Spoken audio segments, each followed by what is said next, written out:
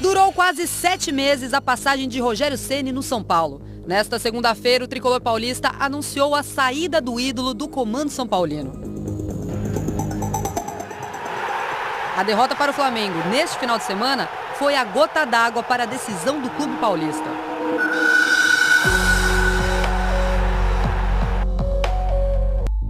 O início foi promissor. Conquistou o torneio da Florida Cup em cima do Corinthians. Mas a sequência foi para esquecer. Acabou sofrendo 3 eliminações seguidas. Campeonato Paulista, Copa do Brasil e Sul-Americana. Esta última para o modesto Defensa e Justiça, que fazia a primeira viagem internacional em competições oficiais. No Brasileiro, o clube atualmente está na zona de rebaixamento e soma o pior início da história do Nacional. Atuações abaixo do esperado e eliminações. Nem mesmo as conquistas como jogador foram suficientes para manter Rogério Ceni no cargo de treinador do São Paulo.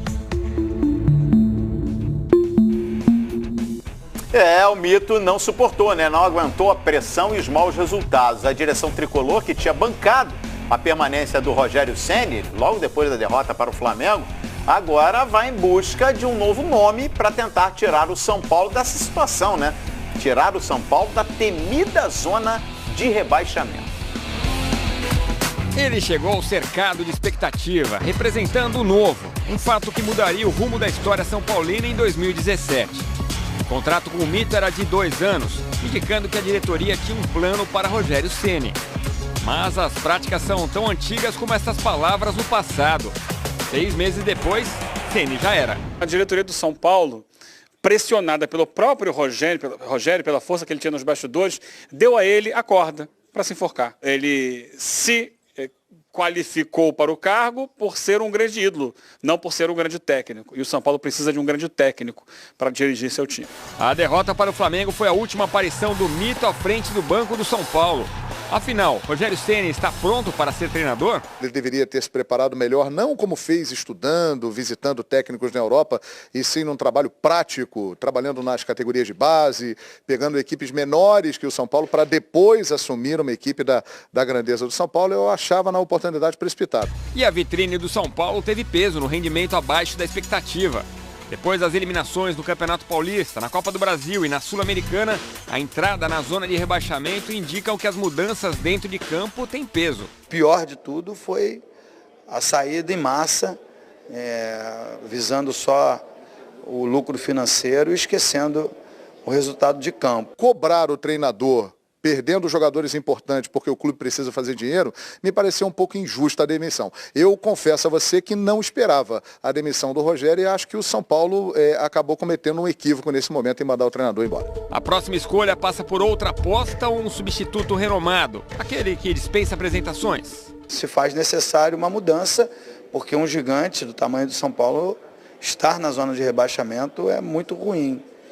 Mas não sei se tem no mercado alguém que possa vir e como se num passe de mágica resolva todos os problemas do São Paulo Futebol Clube.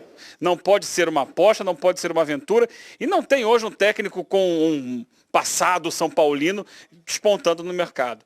Tem que ser alguém pronto para assumir um time, como qualquer outro no campeonato, e fazer esse time ser mais competitivo. A saúde financeira do clube está bem, sem precisar de medicação. Já a saúde técnica do time respira por aparelhos e sem ajuda do médico de plantão. Houve a troca e o paciente precisa de cuidados. E agora, quem será o doutor do milagre são paulino?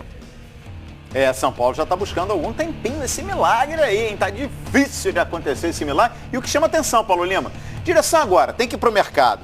Você já abriu aí o papo falando do Dorival Júnior. Pensando no técnico, para tirar o São Paulo dessa situação, para salvar essa temporada?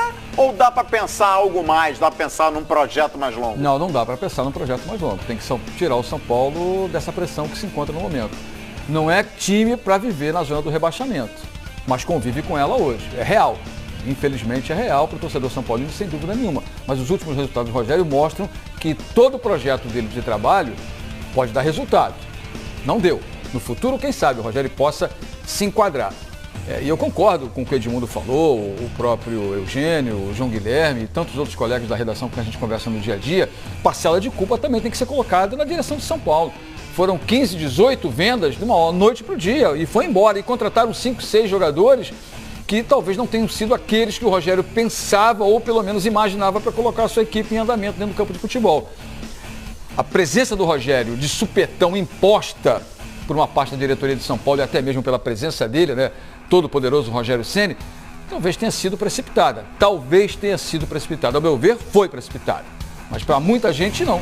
Acho que todos têm chance, como tiveram tantos outros treinadores, o Jair Ventura, o Ricardo, o Ney Franco no passado, mas todos eles tiveram progresso de categorias de base, seleção de base, foram galgando um posto a mais. O Rogério não. O Rogério já chegou na hierarquia militar com um galão de comandante. Botou um galão ali de marechal total ou de um grande almirante da esquadra. E não é assim, né? Você tem que começar lá de baixo, soldado raso, vem subindo, vem ganhando uma patente aqui, outra patente ali, vem ganhando experiência. Então o posto foi muito alto e o tombo também vai ser alto. Ou foi alto e é alto para o Rogério Ceni. Isso ainda vai render ainda mais. O Rogério Ceni não conversou com a imprensa, né? Nem ontem, ainda hoje não. Vamos ficar no aguardo, em algum momento ele vai precisar, né? Colocar para a imprensa o sentimento, o futuro. E aí fica a interrogação até o momento. Qual o destino do Rogério Ceni? Acho difícil, inclusive, ele se manifestar, viu? Ninguém consegue imaginar o Rogério Ceni no comando de um outro elenco. Nós temos um gráfico aí que mostra a queda de rendimento do São Paulo ao longo da temporada de 2017. Pensando no Campeonato Brasileiro ali, com o Grêmio 1-0, aí depois 2-0 no Avaí subiu para 11 pontos. E a gente vai acompanhando a oscilação. A gente vai naquela linha amarela ali, a gente vai ali, ó, rodada a rodada. Na primeira rodada, São Paulo começou já o Brasileirão na 15ª colocação. O máximo que o São Paulo conseguiu subir foi na terceira rodada, quando vence o Clássico, né? Vence o Palmeiras por 2-0 e chega à 6ª posição. Mas aí, Lívia, olha ali, ó, já cai para 10ª colocação, volta a subir, aí oscila, ó, 7, 9, 7, depois só despenca, Paulo Lima.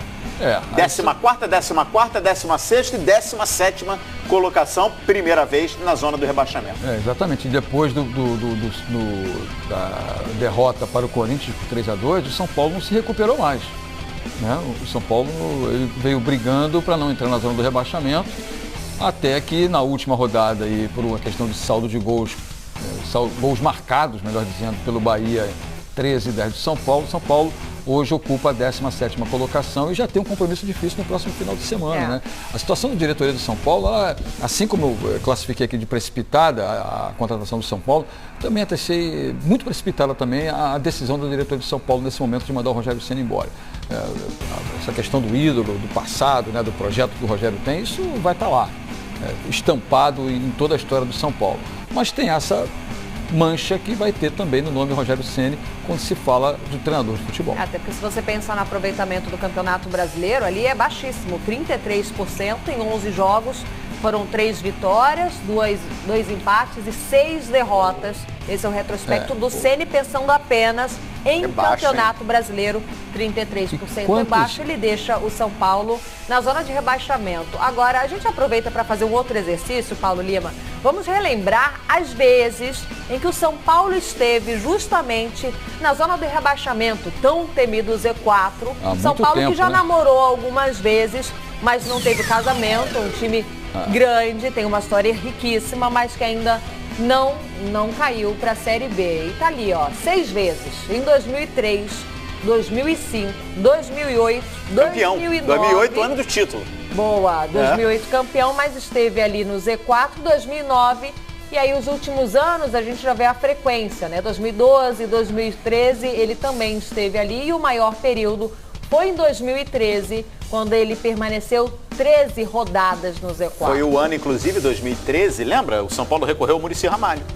Estava no Z4, o Muricy voltou para justamente resgatar o São Paulo, tirar o São Paulo dessa situação e conseguiu. Não conseguiu emplacar um grande trabalho no ano seguinte, mas o Muricy teve êxito nesse objetivo. Nesse ano de 2013 foram Ney Franco, Milton Cruz, Paulo Autuori e exatamente o Muricy Ramalho. E ídolo, a gente fala de ídolo, a gente lembra de ídolos que passam aperto, gente. O Falcão passou aperto recentemente no São Paulo, no Inter, teve 5 jogos, 5 jogos e foi demitido. Mas tem um grande ídolo. O Fernandão do Internacional. Fernandão também, boa. Então, grandes nomes que foram ídolos e tem um assumem nome, o comando. Lima, que nesse momento é quer dizer, não é a mesma situação, porque ele já era treinador. Mas o Renato tá pro Grêmio, como o Rogério Ceni está pro São Paulo. Sem dúvida. Renato é isolado o maior ídolo da história do Grêmio. Isso aí ninguém discute lá em Porto Alegre, na torcida do Grêmio. E o Renato faz um grande trabalho. Né? Ganhou título, Copa do Brasil, mas claro, experiência. A história, o início da carreira do Renato é totalmente... Renato vai começar a carreira, se eu não estou enganado, no Madureira. E aí ele se aventura, foi galgando, passou por outros clubes, até chegar a esse nível hoje. E com aquela retaguarda que você sempre destaca, né? Tem um Espinosa por trás. Lógico, tem um escudeiro atrás dele ali que segura a onda. Vamos deixar esse programa ainda mais elétrico.